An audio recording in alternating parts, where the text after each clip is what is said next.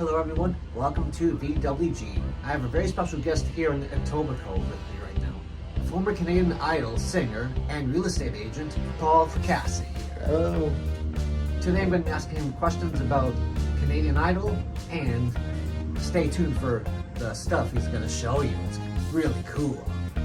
Okay, Paul, how did you hear about Canadian Idol in the first place? Well, back when I was on Canadian Idol, it's kind of hard to miss. Mm-hmm. They were doing a big, they were doing like a big, like TV, everything. It was such a big deal back when I was on the show. So there was tons of people. When I went to audition, there was like 50,000 people or some crazy number like that. And I actually wasn't gonna go because I didn't think I was good enough. Oh. And I told my mom I'm not gonna go. And my mom was actually the one that was like, no, you gotta go. I literally yanked me out of bed, and, which was the best thing ever. And the rest was history. I went through the rounds, I made the show, and totally changed my life. Wow. I'm so glad it did. Now, you were showing me before we did the interview some of the merchandise, some of the stuff you got throughout the past couple of years you were on. What's some of the stuff that the public may not have seen before? Well, I got some cool stuff. Actually, some of this stuff really the public has never, very few people ever seen these. These are the original golden tickets right here. And I kept mine in like mint condition. It's like, doesn't even have a wrinkle on it. It's like perfect condition. Like it's literally like the day I brought it home, I like instantly framed it. It's like perfect condition, and I try to keep it that way. And these tickets are just so beautiful. I love to look at them. The gold, the quality that they used was amazing. And then this is something that I don't think a lot of the contestants, at least the ones that I've stayed in touch with, haven't really kept. Everybody that was on Canadian Idol every year, and I have both years that I was on twice. I was on 2006. So you call yourself Johnny Knight, or do you want Paul? Everyone knows me as Johnny Knight. A lot of people can't remember my last name. Cool. What are you gonna sing for us, Johnny? I like to do I Would Do Anything for Love, my Meatloaf. Sure. So as long as the stars are burning, as long as the planets are turning, as long as... And in 2007. A top 100 competitor last year, Paul Fracassi, is back. And everybody got a bag. They only made 100 of these every year. So I think in total there was like, 7 seasons? So there's only about 700 of these bags anywhere in existence. And a lot of them got destroyed, thrown away, kicked around. I don't know a lot of other contestants that actually kept these. Some of them didn't even take them with them. When they gave them, like the day that they gave them to a lot of people, they sort of just tossed them around, and it was just whatever. It was just like a bag that you got. So I think, but I'm just the type of person that I like to save everything. Me too. All right, cool. What were some of the songs you sang during your tenure at Canadian Idol, and which one do you think was the most successful? Oh, that's a tough choice. I sang a bunch of songs on Canadian Idol. It's so long ago. I sang I Would Do Anything for Love, Sugar We're Going Down by Fall Out Boy. What else I sang? Some of them didn't even make the show, which is kind of weird. A lot of people don't realize that. Like sometimes they would actually have you sing multiple songs, and then after the fact they'd be like, oh yeah, by the way, that one song, we can't get the royalties to it. Yep. So we got to use your backup song or something like that. So that's from what I remember. I also did Every Breath You Could Take. That's a good song. Yeah, and the rest I don't really remember. It's all a blur. every breath I'm taking, I'm enjoying this conversation we're having, bud. Oh, thank you. Now, you were also showing me you have some contracts you signed. What are the contracts? Like, Yeah. I got it right here. You guys are going to get a kick out of this. This is the original from the producers, signed by the producer to show that I'm on the show. I have the whole original contract at home, but I don't have it here with me right now. So, in the future video or something. And then, yeah, this is the folder that they gave you. It's got your name, everything. I was 17 years old when I was on the show. And then, I got some photos here of touring, my guitar case, filled with, a bunch of cash because I got, from people, helping you out. And, wow. that's pretty much it. Is there anything inside the bag? Oh, here, I got some more things here. Look at this. This is the itineraries from the day. There's April 30th. Arrive in Toronto. Dinner in the kitchen. Oh, mandatory for all competitors. Information session in the Upper Canada room. Breakfast, shuttles to the theater, producer and judges introductions. Wow, busy. And I have, more of these. Look here. Here's the congratulations. Wow. Yeah. Oh yeah, you deserve that. You deserve that, Paul. And we got more. Yeah, and I got tons more too. I saved everything from the show. Everything. What's inside the bag, if anything? Oh, I think I just got. I don't even know what's inside it. I think it's just some paper just to keep it. Yeah, just stuff there with some papers and stuff just to keep it the form so it doesn't all collapse. Right? Ooh, nice. Yeah, I just wanted to keep it from because these things are not really meant to last. I think they were just sort of just something to give the contestants on the day of. But yeah, and I took these with me too. These bags when I toured all over the world, played with the Beach Boys. Oh, you play with the Beach Boys. That's really cool, Yes, man. but not Brian Wilson though. Like Mike loves Beach Boys. Oh, those Beach Boys. Which, by the way,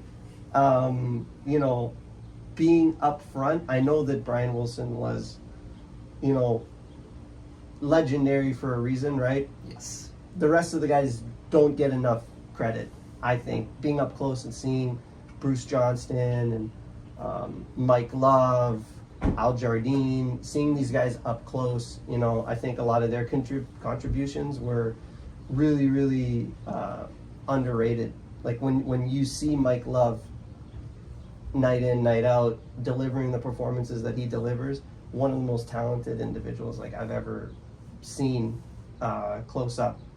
And some of those guys at that level, like Mike Love, it's not an in-your-face type of talent. He's not showing off. No. He's just quietly like really, really super good. Yeah.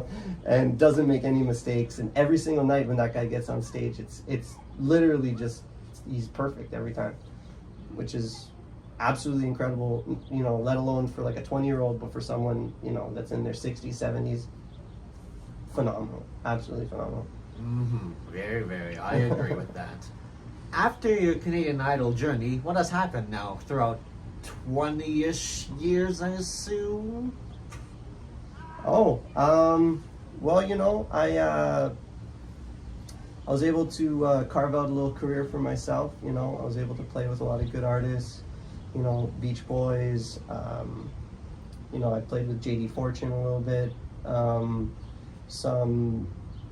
played in Vegas. I played, around America. I played all over Canada, Europe, South America a lot as well. And I've just been really fortunate, really fortunate to be able to, continue to work and continue to entertain audiences, doing all sorts of music, especially a lot of the Italian music that I grew up with. Hey, yeah, the Sinatra and the Frankie Valli, and being able to take, I think, some of my favorite era of music, which is those 50s and 60s, 70s, and then carry that into the new generation, which that's been really cool to see, when I do concerts and I got, kids that are like 4 years old, I got people that are like 74, 80, 90, and everything in between, which is, that's a really special thing. You don't see that very often. Right. I totally agree. With that, Paul. That's very cool. Now we've been messaging for quite a while, and you've been doing some real estate agent stuff. How did you get into real estate? Oh, during the pandemic, there wasn't any shows for musicians and stuff like that, so I started getting into real estate as well, and I've really just loved it, and I've been really lucky, been successful at it as well. In the last few years, I was Remax Hallmark Rising Star Award winner in 2022. Congratulations. Thank you. And then recently, I don't even keep track of the awards really. Recently I won the award with my brokerage that I'm with now. It's I think I'm the platinum or gold level. I didn't even go to accept it because I don't even do it for awards. I really do it for my clients, and my number one thing is really the people and taking care of my clients. So I don't even care about the awards, but they're nice to get. It's nice to have. Yeah, nice awards. Who's got awards for? Anyway, do you want to ask me anything before I close it off, Paul? Let me see. What do I want to ask you? Yeah. Okay. So how old are you now? 23. So you're 23. Yes. Right. And this is something that I worry about for the next generation of artists. People your age.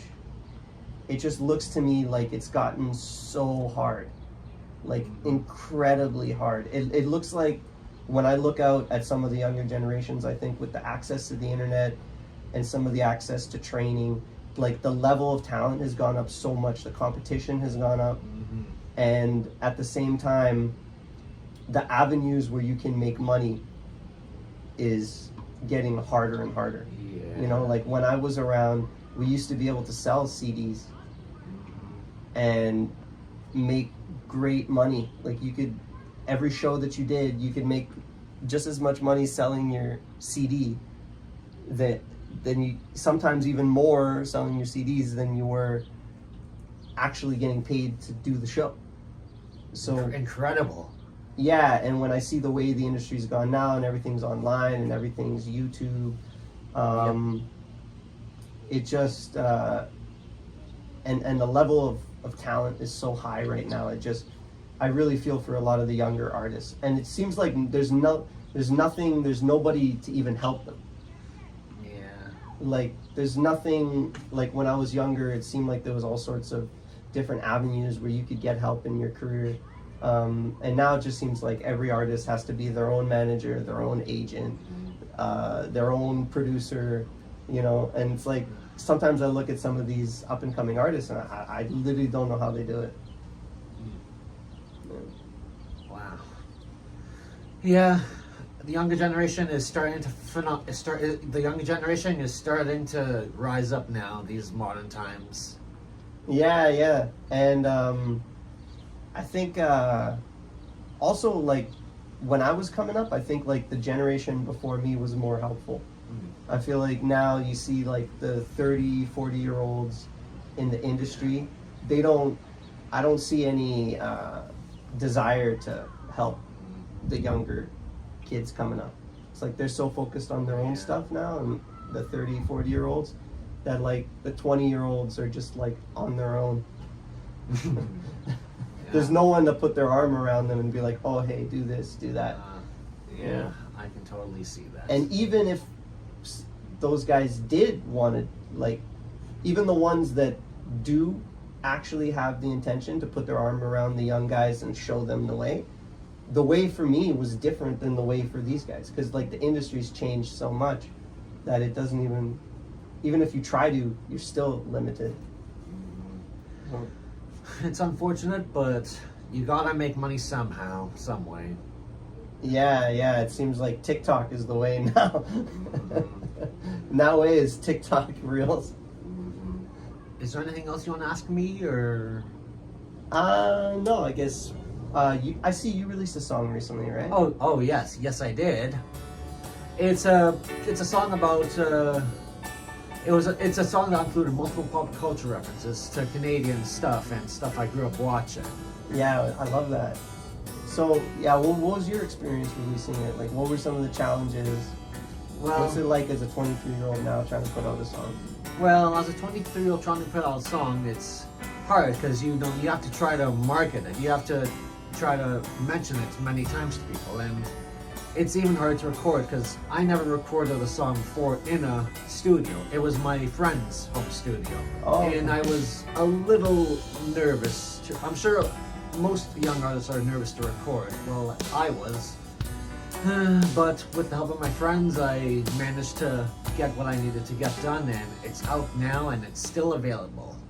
Nice, man. Yeah, go check out his song.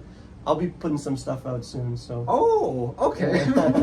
I'm going actually Wednesday. I'm going into the studio Oh, okay. to record. Cool. Yeah. Wow. All right. Yeah, it'll be the first stuff I put out since the pandemic, so it'll be good. Oh.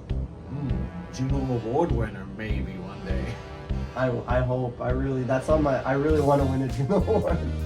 I'm sure you will. I have friends that have won Juno Awards that I play with. Nothing for me. Understandable. Okay. Well, make sure to listen to my song Gire Me Say, and Paul Fracassi, thank you for taking part in my special interview video. Cheers. Thank you so much. Have a good one. Peace and love. Peace and love.